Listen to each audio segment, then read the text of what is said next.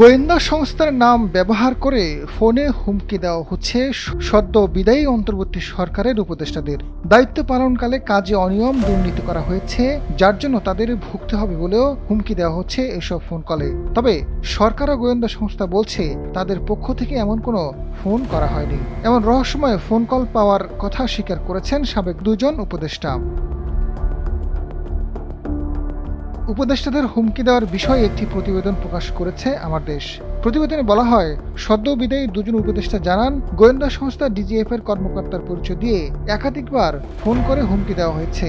রহস্যময় ফোন কলে জুলাই পরবর্তী সরকারের কথা, বিভিন্ন কর্মকাণ্ডকে অনৈতিক ও অসাংবিধানিকভাবে করা হয়েছে উল্লেখ করে এর জন্য তাদের ভুগতে হবে বলেও হুমকি দেওয়া হয়েছে।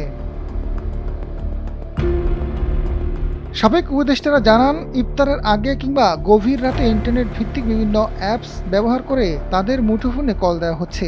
প্রথমে স্যার বলে সম্বোধন করে সালাম দিয়ে কথাগুলো শুরু করলেও তাদের ভাষা অত্যন্ত রূঢ়, অনেকটা ধমকের সুরে কথা বলেন গোয়েন্দা সংস্থা পরিচয় দেওয়া রহস্যময় ব্যক্তিরা। নানা ধরনের হুমকি তুমকি শেষে গণমাধ্যম এড়িয়ে চলার নির্দেশও দেওয়া হয়েছে এসব ফোন কলে।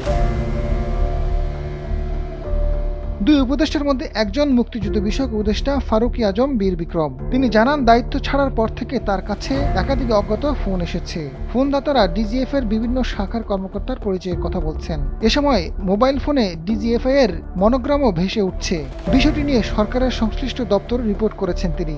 ডিজিএফআই এর ঊর্ধ্বতন কর্তৃপক্ষের সঙ্গেও যোগাযোগ করেছেন। ডিজিএফআই থেকে বলা হয়েছে, এ ধরনের কোনো ফোন কল তাদের পক্ষ থেকে করা হয়নি। মূলত উপদেষ্টাদের মধ্যে ভীতির আবহাওয়া তৈরি করতে একটি মহল গোয়েন্দা সংস্থার নাম ব্যবহার করে ভুয়া পরিচয়ে ফোন করে আতঙ্ক ছড়ানোর অপচেষ্টা করছে। এ কারণে ওই গোষ্ঠী ইন্টারনেট ব্যবহার করে ভুয়া ফোন কলের মাধ্যমে তাদের অস্বস্তির মধ্যে রাখার অপচেষ্টা করছে। আজাদ ফারুক, সময়ের আলো।